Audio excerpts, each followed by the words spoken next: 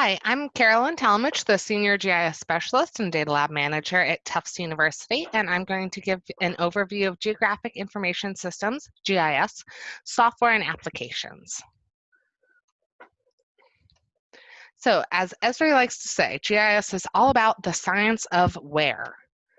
And it's really all about the power of mapping. A geographic information system, or a GIS, lets us visualize, question, analyze, and interpret spatial data to understand relationships, patterns, and trends, and ask more important questions about this data. So what is a GIS? It's a system of hardware, so that could be a computer or a cell phone. The software, something as advanced as Esri ArcGIS or as simple as Google Maps. Then the data and the personnel to actually analyze, store, and visualize the data. So a little about GIS softwares. And what I like to say is GIS is not a software, it is a tool or a skill set. Just like someone can say, I know statistics, that could mean they know SPSS, data, R, Excel, etc. There's not just one GIS software. There's many different GIS softwares. And we're going to start with kind of the basics. That's the desktop GIS software options. And these are often used for creating static paper maps that are going to be used in print for publications, presentations, journal articles, essentially non-interactive maps.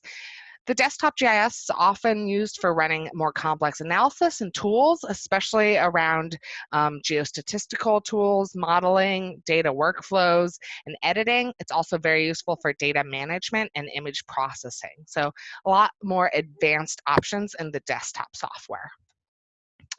And there's a couple different software options for desktop GIS. I'm going to start with Esri ArcGIS because while GIS is not one software, about, I'd say 90% of people, when they say they know GIS, they mean I know Esri ArcGIS. It is by far the leader in the industry. It's been around since 1969 and has a strong hold on really the GIS infrastructure. Esri is also a full stack GIS platform made up of several key components. So they have the desktop, which in this case is ArcMap and ArcGIS Pro. They have web mapping tools called ArcGIS Online. They have data management called ArcCatalog. ArcScene is their 3D mapping, along with ArcGIS Pro. And then they have many, many, many specialized applications on top, such as web app builders, dashboards, Survey 123, Community Analyst. So Esri is very similar to Microsoft, actually, how they have Excel, Word, PowerPoint, Publisher. Esri also has many, many different products that can work separately and together.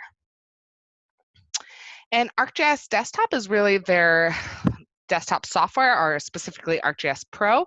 ArcMap is another option that has been around for quite some time, over a decade probably, but it is being phased out and replaced by ArcGIS Pro, which is a much newer, sleeker, more modern interface, ribbon-based, very much like a Microsoft product.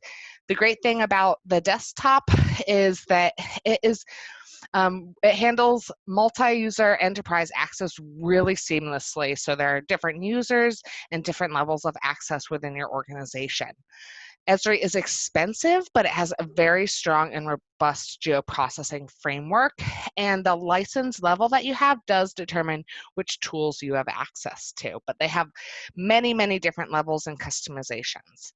One of the best things about Esri is they have extremely strong customer support with 24/7 call lines and abundance of learning materials online, from MOOCs to webinars to handwritten tutorials to activities. So there's really a plethora of information for learning these different softwares. Esri also has really strong control over their cartography and customization, so you can make really attractive maps. It's also very easy to automate your workflows and easily share them with Model Builder and ArcPy. Also has really strong statistical tools and great data management and metadata access. It's very easy to read the metadata and write the metadata with these tools. Esri also has a goldmine of data and Through ArcGIS Online and the Living Atlas, which is Esri curated data, it is really easy to access this high quality information right at your fingertips. So you don't have to go to the census and download all the website or go to all these different sources. It's right there for you within ArcGIS Online in their portals. It's also very easy to share both from the desktop to ArcGIS Online and also from online to the desktop. So very seamless experience that connects all of their different applications. One thing about Esri is there is a steep learning curve. It is not for the faint at heart. And unfortunately, it only runs on Windows, so that's kind of a hurdle for a lot of Macs or Linux users. QGIS is another great option that they've been around since 2002, and they are free and open source software. One of the best things about them is it runs easily on Windows, Macs, Linux, and Android, and you don't have to do things like unzip your data or even connect to folders. It's a very easy entrance point. Also, there aren't many different licensing levels. It's just all free and open source, so you have access to everything. There are basic geoprocessing tools built in and also has lots and lots of plugins that are created by developers all over the world to really run any kind of tool that you need to do. One of the downfalls is that if you're used to using Esri, a lot of those tool names are proprietary, so they have different names in QGIS. One of the best things about QGIS, though, is it reads all different data types very easily, especially around CAMLs, GeoJSON files, geodatabases. They have a much easier time kind of streaming more specialized data sets.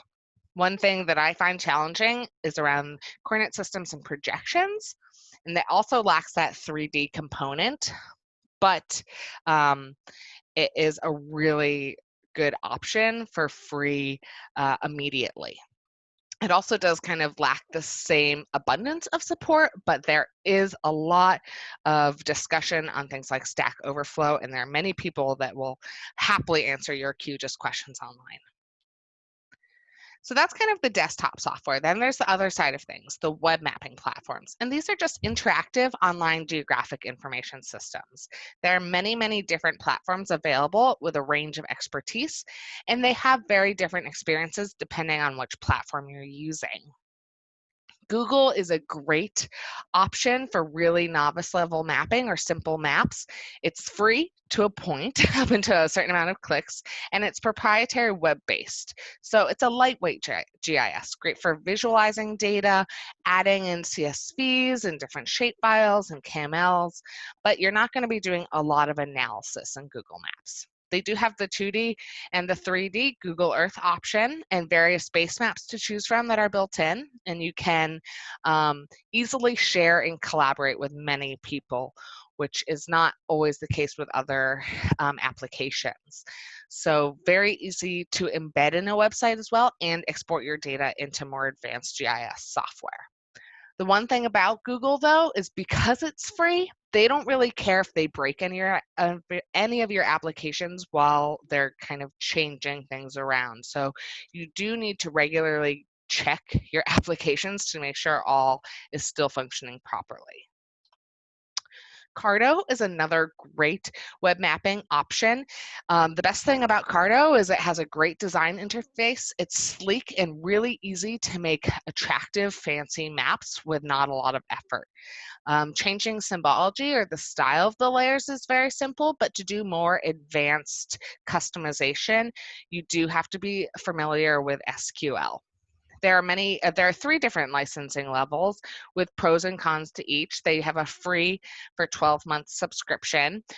With this option, all your maps that you make are public, so that's something to keep in mind. Only paid accounts have access to private maps that aren't publicly shared. With the individual account, that's about $300 a month.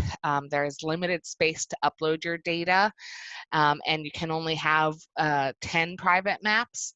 And then there's the enterprise options where you need to contact them for more pricing depending on what your needs are, and they have a lot more options available.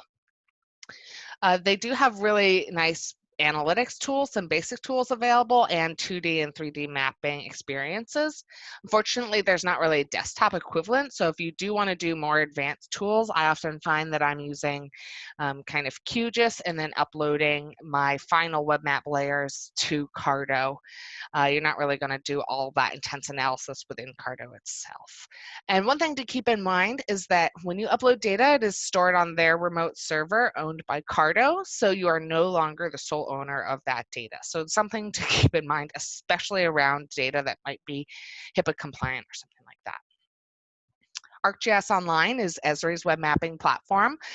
It is great for simple maps all the way up to some more analysis.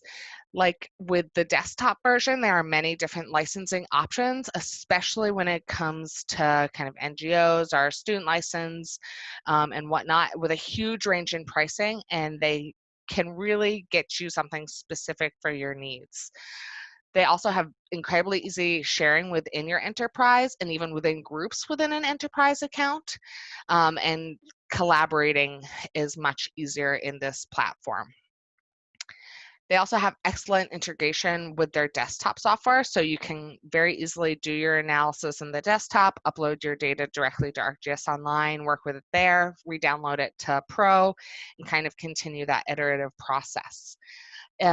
I find that some of the tools they have online are even easier to use than their desktop tools, such as the network analyst, geocoding, and spatial statistics. Bivariate mapping is very easy in ArcGIS Online, where it is much more complicated in desktop softwares.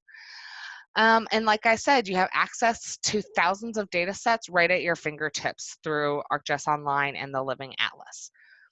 Also, no programming experience needed with ArcGIS Online. If you do have some knowledge, you can do really advanced customizations, but you can do a lot with just the regular interface and no need to have that programming knowledge.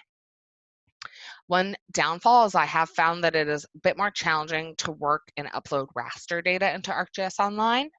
And these tools, there is a limit how many you can run with whatever license you have. You get a certain amount of credits or Esri money to spend.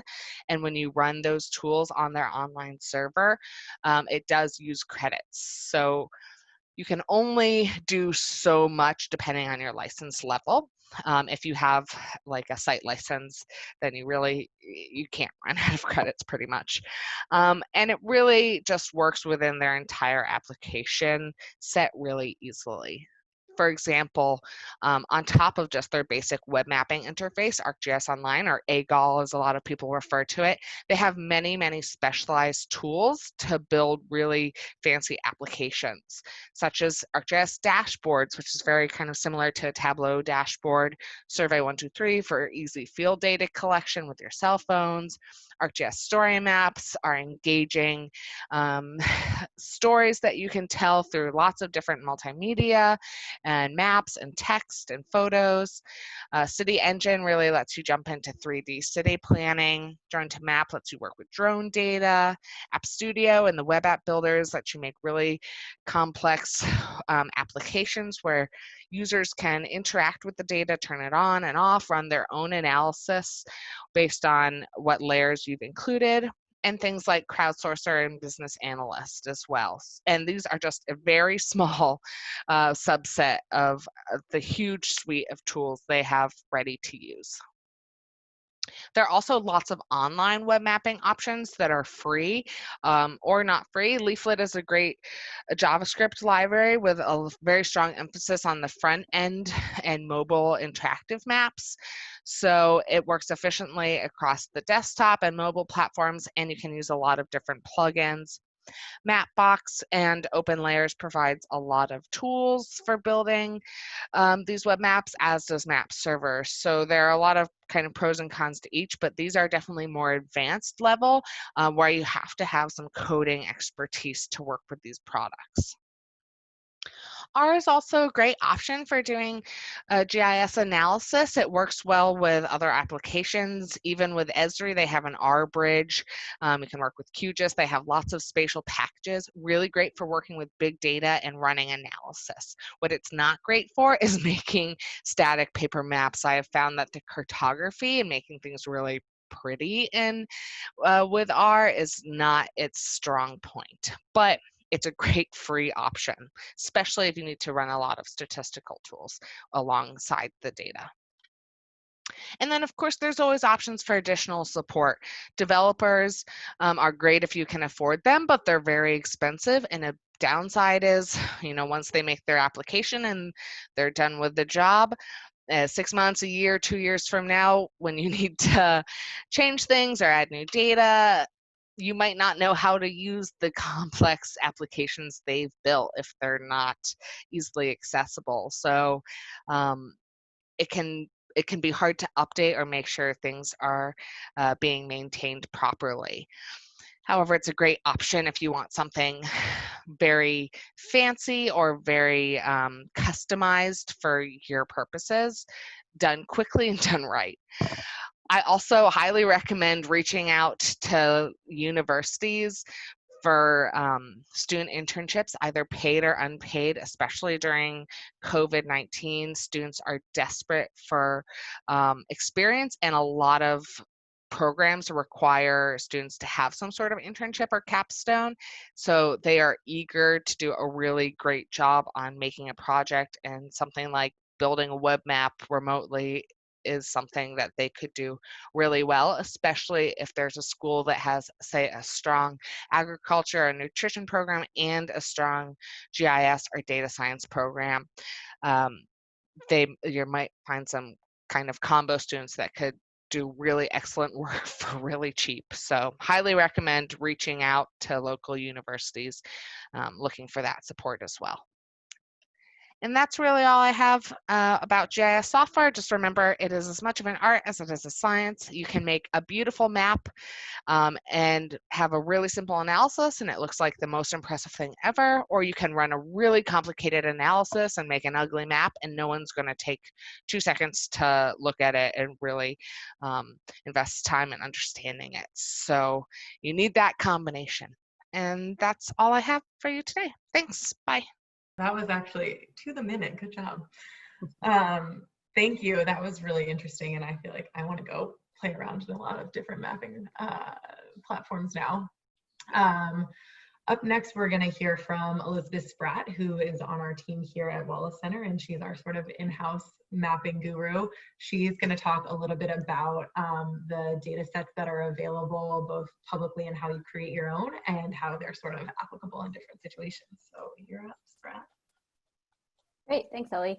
And so as Ellie mentioned at the beginning of this call, leading on from the last Wallace Center Food Systems Leadership Network call on mapping, we're sort of going back to the basics in this one. So I'm going to talk about some very basic sort of frameworks for when you're looking at food system spatial data.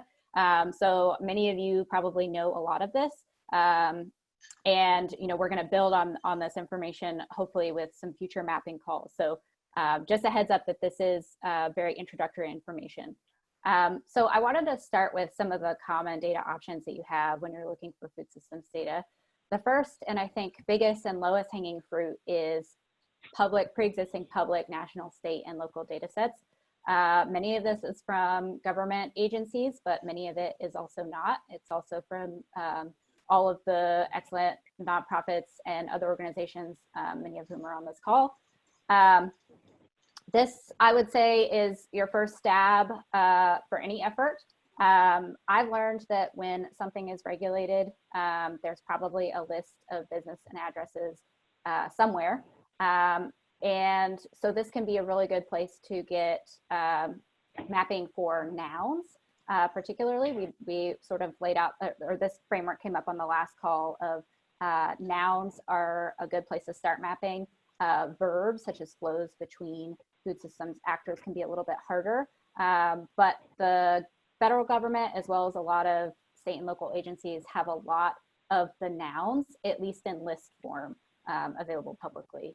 The good people to ask, I would say, if you're looking for data, besides the obvious, which is an internet search, is extension staff and university staff, academics at your area universities, as well as city and county staff.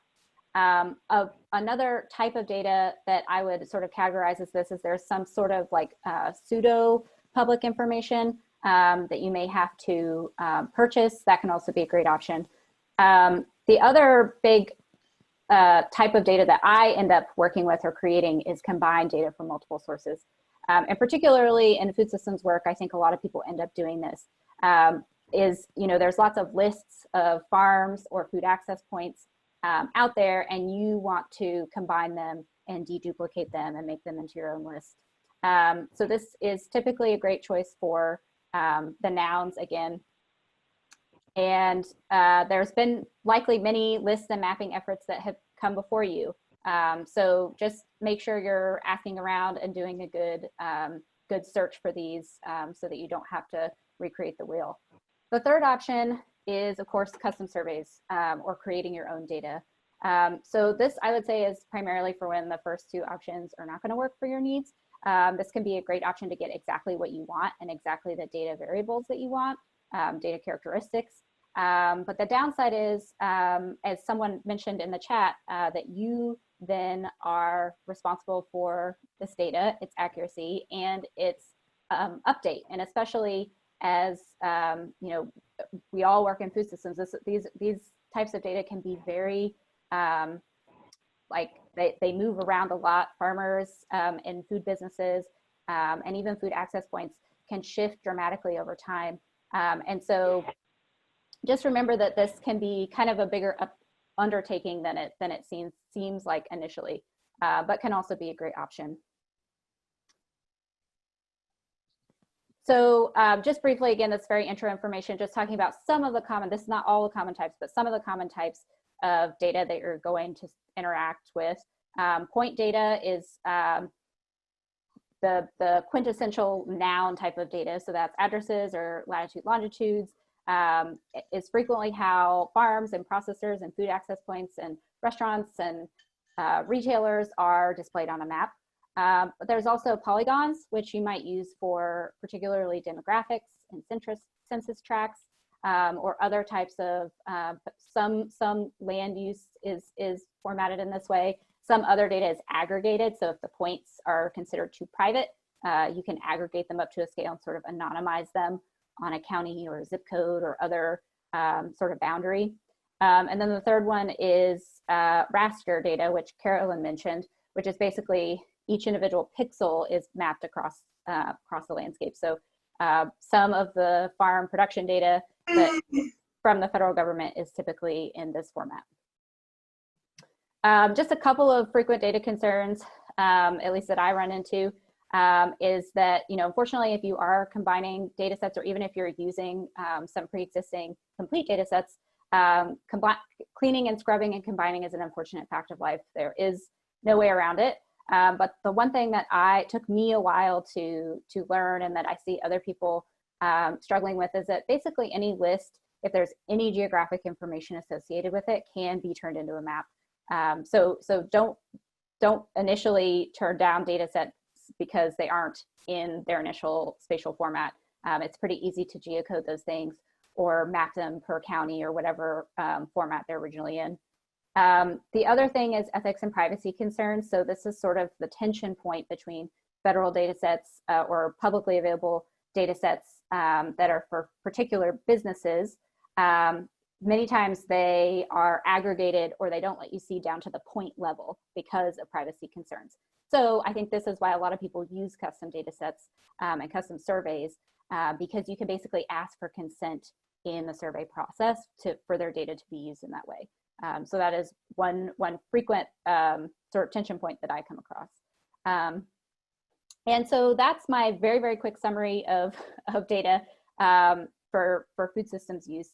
I will preview that towards the end of the call, we're gonna point you guys to a spreadsheet that has sort of the information that Carolyn talked about, this data information that I'm talking about, as well as sort of a matchmaking component where you all, I hope, can connect and talk about the maps and data sources that you're using in your own projects. And so I've added some of the major federal data sets that I use, and a couple of other non-federal, non-governmental data sets. But this is a totally open, editable document. So my goal is to have you all add to it and for it to be a community resource. I've just made the first effort at it, but would welcome additions. And that's it. Fantastic. Thank you so much, Elizabeth.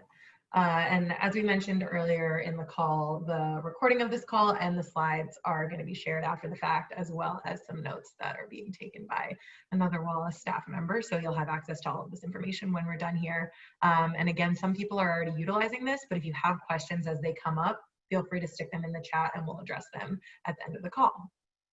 With that in mind, we're going to hand the mic over to Cynthia Caul, who's going to talk a little bit more about her experience making a map and sort of how she made some decisions about the data sets and tools that were appropriate for their goals. Cynthia is a program manager at Chatham University's Center for Regional Agriculture, Food and Transformation in Pittsburgh, Pennsylvania.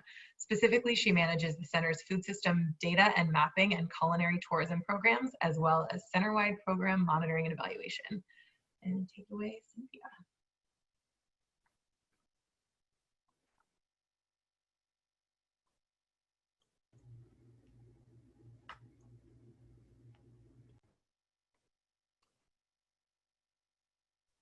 I was muted. Oh, you're good. Okay, there you go.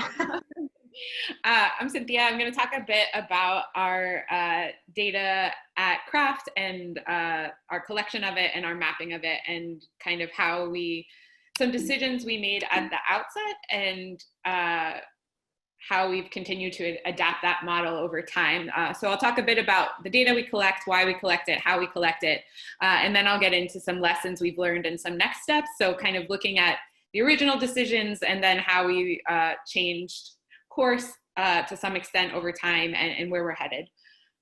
So hopefully that will be some useful kind of, you can learn from some of our mistakes, maybe, if you will. So essentially we gathered, and we began this project in July of 2018, and it was contracted and funded by the Pennsylvania State Department of Agriculture and a couple of other economic development and investment organizations in our region. And it was a 90-day kind of rapid data gathering process from July to September, where we tried to gather as much information as we could on different regional food system stakeholders in our region. And so we were collecting firm level data, or that point data, on a number of different actors in the food system, including producers, which we defined as farmers, anyone producing food above the level of subsistence, processors, which was any type of value-added processing, from milling like grain to a flour, and then from the baker who would turn that flour into a loaf of bread, folks that were bottling milk or canning, just a wide variety of processors fell into that category. Aggregators, those that were kind of moving the food through the food system, outlets, which are retail outlets, and also some direct consumer sources like CSAs and on-farm sales and things like that. Agricultural inputs, which were the folks that were selling things like fertilizer, pesticides, seeds, and seedlings. And then lastly, a kind of catch-all category of service providers, which was basically everybody else, those providing financial services, relevant legal services, nonprofits working on food system work, just trying to kind of find a place for everybody that could kind of fall in there. And then the information, again, we were interested in that kind of like entity level, point level data, and so and information, and so we were gathering, the business name, the location information, contact information, website, and then got into some details about products that were produced or product lines. And then we did try to get more into those verbs and find some information about input suppliers and distribution channels. But I will say that that is one of the largest gaps and the hardest information that we found getting at, particularly within that time frame. And then also other services and the geospatial coordinates, which we used Google My Maps to geocode. And so we were talking about a 200-mile radius from downtown Pittsburgh. So we were collecting data that crossed over 6 different states and no single state comprehensively. And the reason that we decided to do that was in Pittsburgh, we kind of knew anecdotally that food was not actually moving east across the state to other urban centers like Harrisburg or Philadelphia. There's a mountain range that runs right through the state. And so food wasn't actually moving that way. It was moving into other states like West Virginia and Ohio and New York. And we we didn't have great data available to us to kind of understand that geography, because what we were getting was like state level data, and it wasn't very relevant to us and was more skewed to a larger urban center like Philadelphia that kind of tends to pull the data, and wasn't really representative of what was happening, we felt, in our area. So this was really an effort to kind of better understand who was operating in our region, what they were producing, and where that food was moving, which is why we decided to kind of collect the information that we did. We were also hoping that it would foster stronger connections and partnerships within the region. So we really wanted to connect farmers with food businesses that could source from those farmers. We really wanted to connect people with different food businesses with resources and nonprofits that might be able to support them. And so we wanted to be able to reach out to these folks, which is another reason we were interested in that firm level data, so that we could actually use it as an outreach tool to bring people into a room together and talk about some of these things or build those connections. But then also we were hoping that big picture, and why we decided to map it and make it available for kind of bigger picture analysis, that it would help various organizations making financial, programmatic, policy, economic decisions. So when it came time to collect it, we really used a number of different strategies. We submitted a couple hundred different data requests to federal and state departments of agriculture, and county level health departments. Some of those entities would have it very easily, readily available on their website. Sometimes we had to request it, and we received it in all sorts of formats. Not really with the departments of agriculture, but the health departments, all sorts of formats. Also environmental protection agencies, which specifically like wastewater management departments, we could get some data from them about larger and concentrated agricultural operations. And then food policies within the region, conservation districts, universities, and extension offices. We reached out to all of those folks to request any data they might have. Also maybe membership lists that they might be able to share if they were able to share them, protecting people's privacy, of course. And then we did a lot. We had a team within that 90-day period, a team of 8 people working solely on this. And so there was a lot of online research that happened. So to find some of the farmers, Facebook and other social media became a really useful tool, because that's where we were able to identify where they were and if they were still operating and the type of products they were producing, where they were selling them. We would go and try to find those farmers market listings, those local food guides, and then work backwards and look up their websites and their social media. So there was a lot of just kind of nitty gritty and like Google searching, honestly, was happening to kind of fill in the blanks and get some of those other entities that weren't showing up on those other data sets, because as Elizabeth mentioned, they weren't being regulated. So they didn't show up on those lists.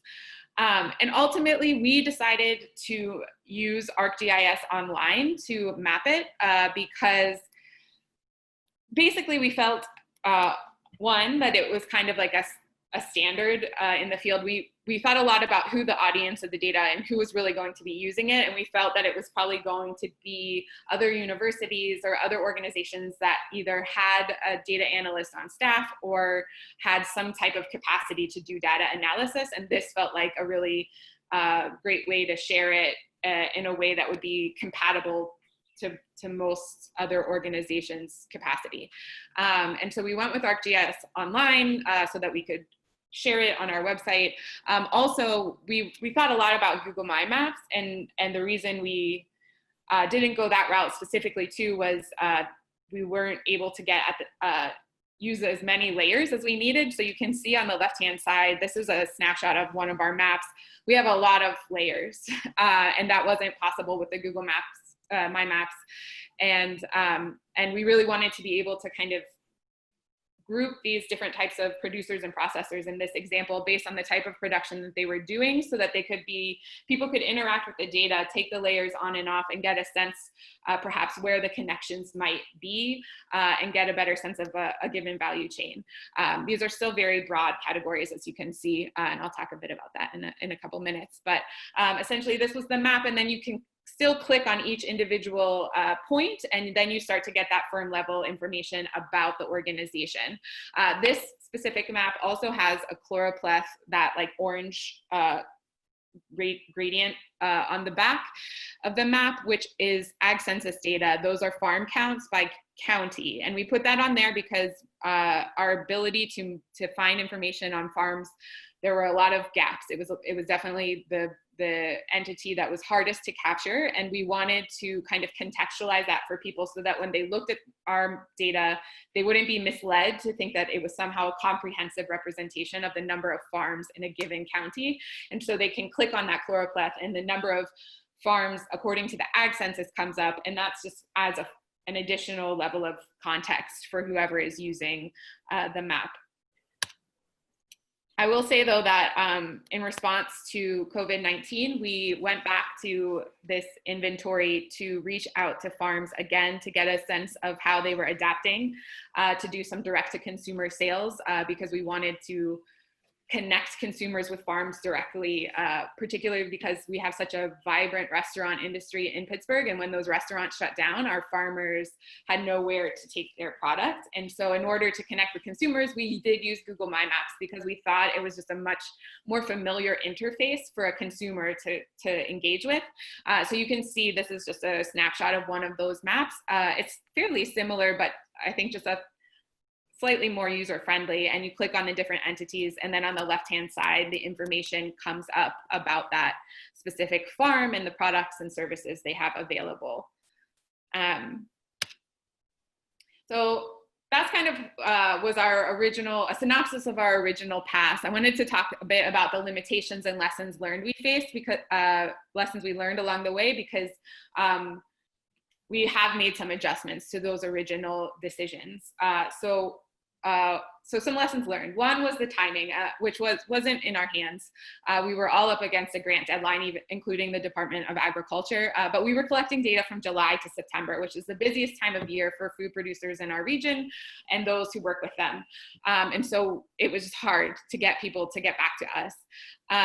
We were also, I should mention that we did have kind of a blanket catch-all survey. So if we couldn't get all the information we wanted on a farm, for example, we would shoot them the survey via like Facebook Messenger, or we would try to call them. That wasn't a huge focus of ours, but it was part of the strategy. And so that was incredibly difficult. People were way too busy for that at that time.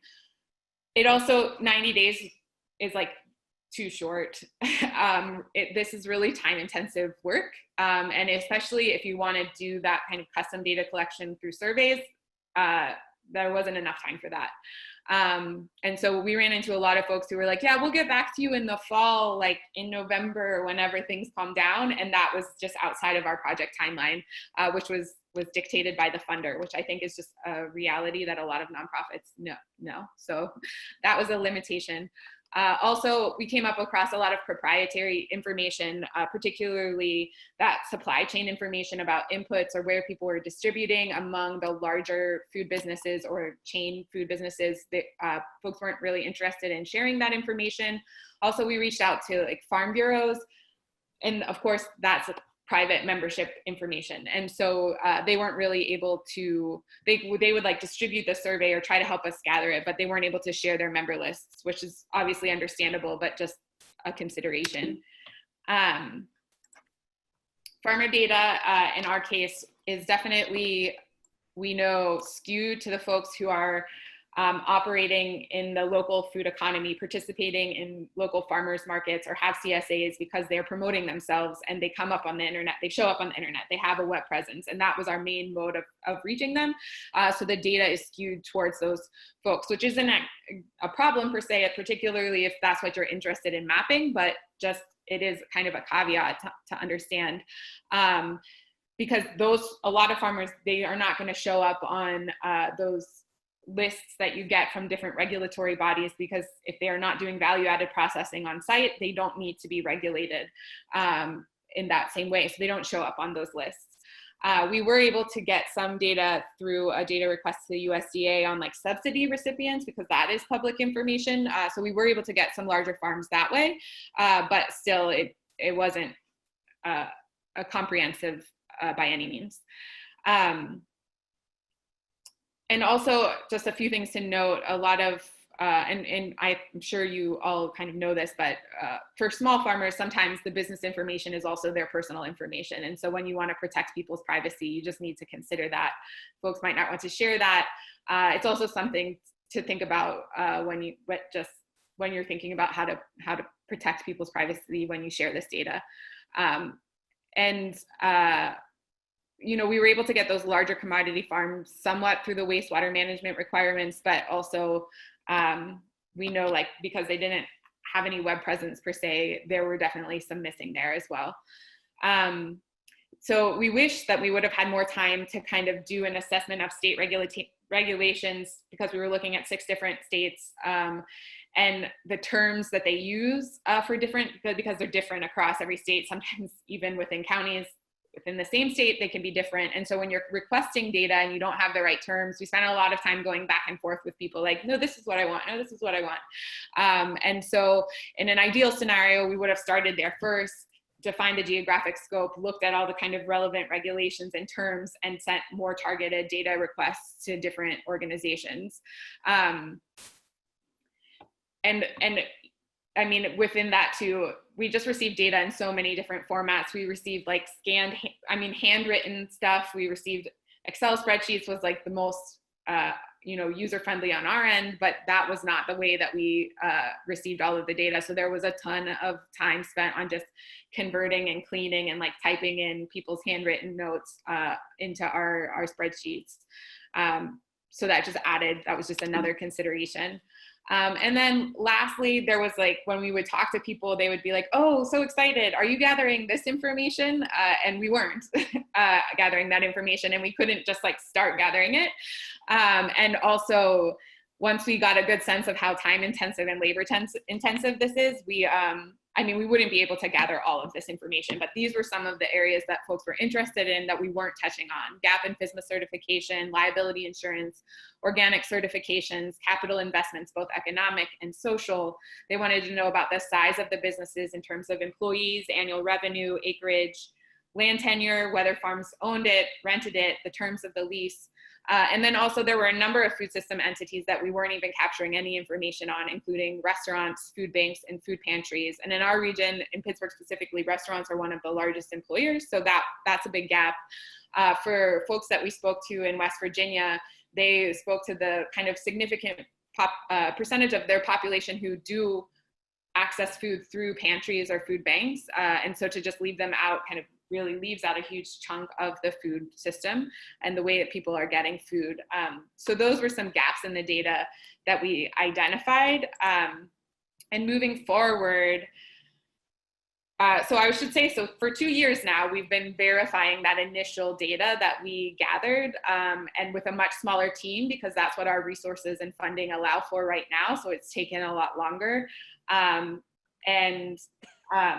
We are currently undergoing a kind of community outreach where we are surveying different folks that we know have been using the data, or different kind of profile of users.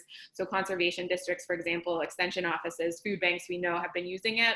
So we kind of created a profile and reached out to all of those types of entities within our tri-state area to get some feedback about the data, so that we can better, we can figure out which of those areas we can tackle and which we might let go because they're not useful to folks. We're also thinking about kind of reining in the geographic focus to the tri-state area. For us, that's Pennsylvania, Ohio, and West Virginia.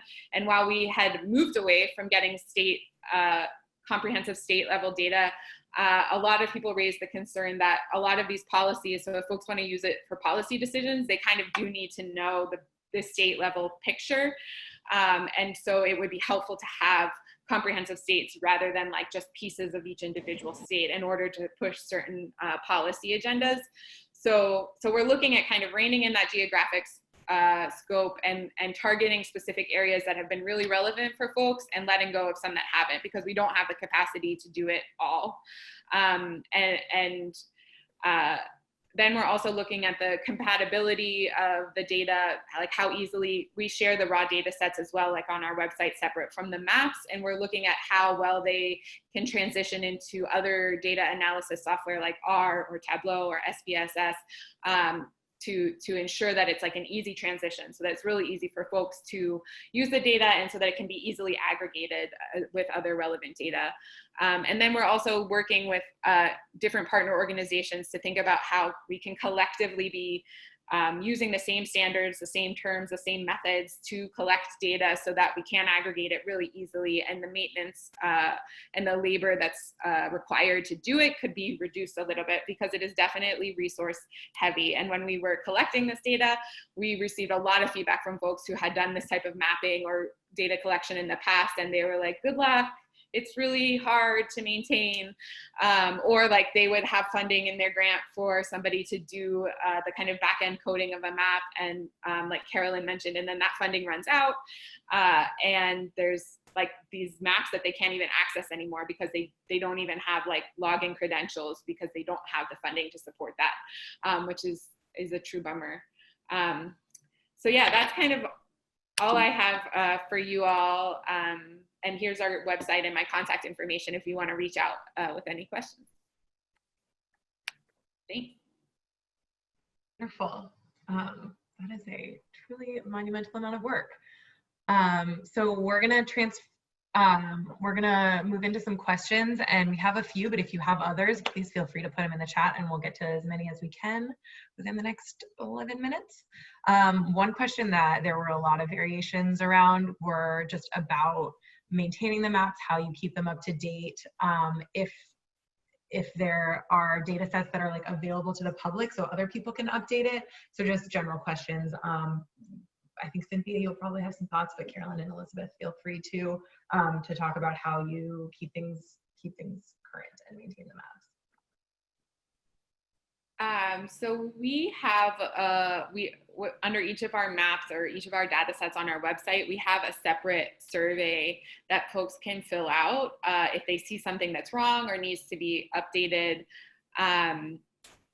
And we have toyed with the idea of like having a live spreadsheet that people could update themselves, but it just gets a little bit hairy in terms of just not knowing exactly who's providing the information.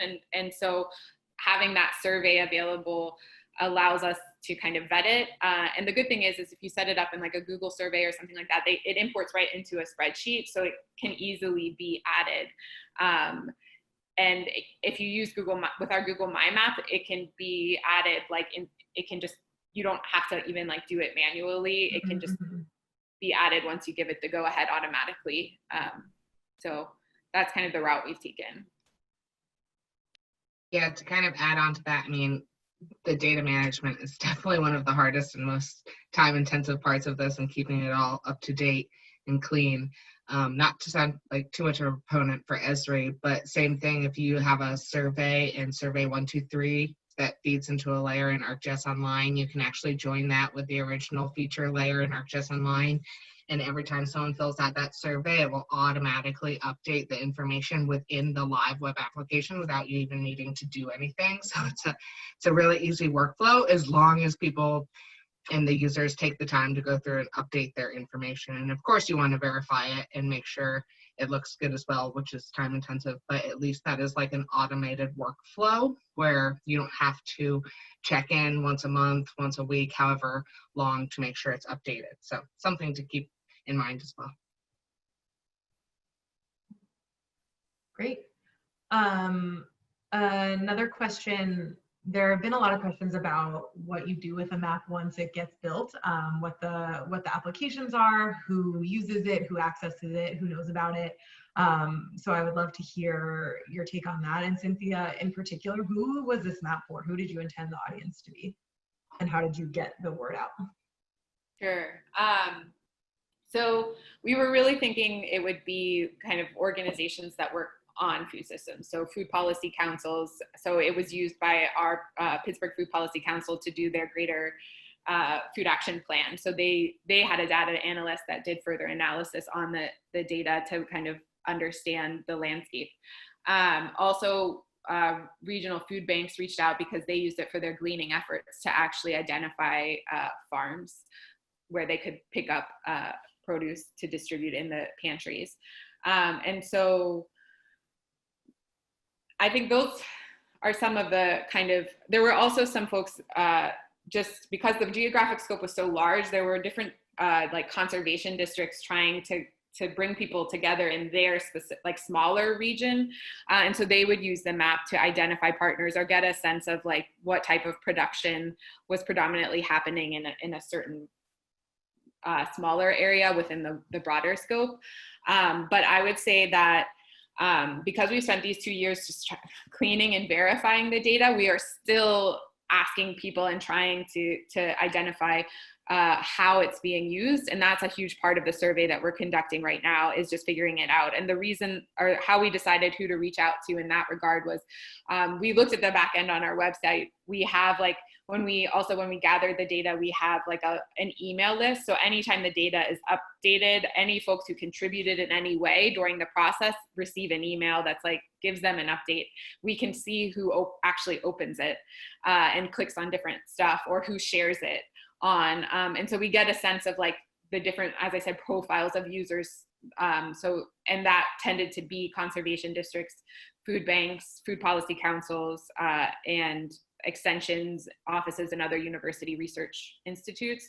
And so we've continued to then we cast the net wider and just like looked up those types of entities to reach out to them and say, hey, take a look at this data if you haven't already, and tell us how it's useful or not useful to you. Thank you. I definitely think Wallace and others in our network are thinking about, once you get this thing built, what can be done with it. And I hope that we can address that in further calls and conversations as well. I'm wondering, Cynthia, if you used a racial equity lens in your mapping and how you communicated with Indigenous communities and communities of color, and if that was a piece of the way that you approach this work. Sure. I think not effectively, no.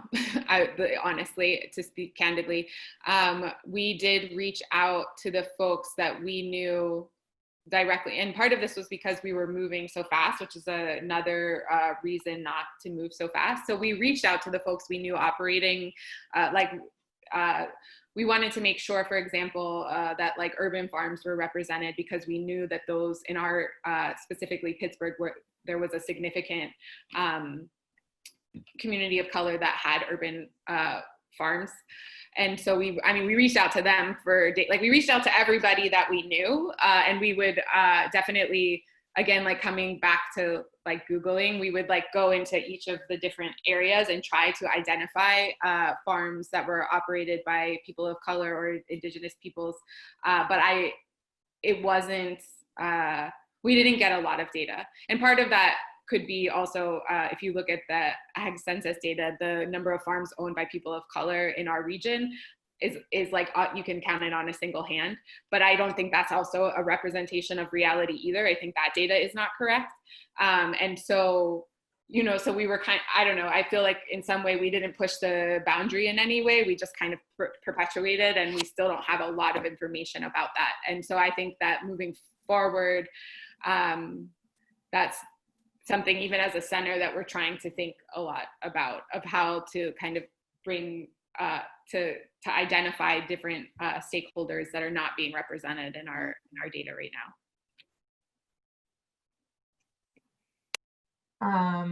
Thank you. One thing that a friend of Wallace Center's, Luis Nieves-Ruiz, said in the chat, which I think is really helpful in sort of framing, is the objective of the mapping exercise should not be for you to have an updated list of food establishments. This would be impossible. Your objective should be to create a set of indicators and identify general trends and gaps/opportunities in your food system. So thank you for that, Luis. I think that's a really smart approach, given all the challenges that we've heard in terms of maintaining and keeping things up to date. Let's do one more technical question, and then unfortunately I think we're gonna have to wrap. So I'm wondering if there are good structured vocabularies or vocabulary standards that people use for food systems mapping. Ankita, I'm sorry if I'm mispronouncing your name, asked that and said that they're creating one, but wanted to know if there were other vocabularies out there so that they didn't have to recreate the wheel. And that's to any of our presenters. So I'm going to say that this is a topic that I would also like to know more about. Unfortunately, I don't have a good answer in the food system specific space. Please reach out to me or Ellie or the Wallace Center if you know of that that's happening, because I do think we want to raise that up. And then I also, because Carolyn sits more in the general GIS space, I wanted to see if you had any insights on this. You know, you're working much more broadly than food systems, but what can we borrow from best practice in the industry more broadly? Yeah, I definitely don't know about food systems vocabulary specifically, but there are definitely terms that are used widely throughout the GIS community, and it's helpful to use those when you're doing things like joining data. I saw someone mention FIPS. That's not just a food systems code. That stands for Federal Information Processing Standards. So a lot of like census data and administrative boundaries will have what's called a FIPS code. So when you're trying to join data, especially at the administrative boundary level, it is you'll be much more successful joining on those codes because they're standardized than you would be trying to, say, join on the name of a county, because there could be spelling issues or even capitalization or spaces that will throw off. But with the FIPS codes, they're usually very standardized. And when you see those kind of codes in your data set, it's almost easier to work with the data. So I think broadly, there's definitely some standard GIS language, and then within the data sets as well, looking for those kind of codes can be really helpful. Wonderful. Well, there are a ton more questions, and I'm really sorry that we don't have time to get to them all, but we are coming up on the top of the hour, and I want to let everybody get on to their next activity. So first of all, a really heartfelt thank you to our presenters who did a wonderful job cramming a ton of information into a short amount of time. I learned a lot. And as I said, we are going to get this recording and the detailed notes out, and also some resources. The last thing I just wanted to share with you all is that we did create a Google spreadsheet that is publicly editable, that has both a lot of resources in it of data sets and mapping applications, also an existing list of food systems maps that we really ask you all to continue to contribute to. And then the last thing we created, which is new, is a matchmaking tab. So if you are making a map and you're looking for contributors, if you have made a map and you want people to add to it, if you want to link up your maps, we just created a little very basic tool on there where you can share the map and also your contact information, and hopefully people can start communicating with each other. And then the last thing is that we do have a Food Systems Leadership Network COVID response listserv, and you can join that or check back in on it and continue the conversation. And as I said, yeah, we'll share out all the resources that we gather in the recording of this as soon as possible. And thank you all again. And I hope everyone gets to take a little break this weekend to celebrate the 4th of July holiday. And we'll see you all again very soon. Ellie, do you mind if I just say one thing? Oh yeah, go ahead. For whoever's listening. Like I said in the presentation, reaching out to the students at local universities, especially now during COVID, they're desperate for internships and working remotely, so they can do a lot and really help you with your projects, especially during this time. So if you want us to blast anything out, feel free to send to us as well. Thank you. Excellent. Well, everyone, please take good care of yourselves and be in good health, and we'll see you all soon, again soon.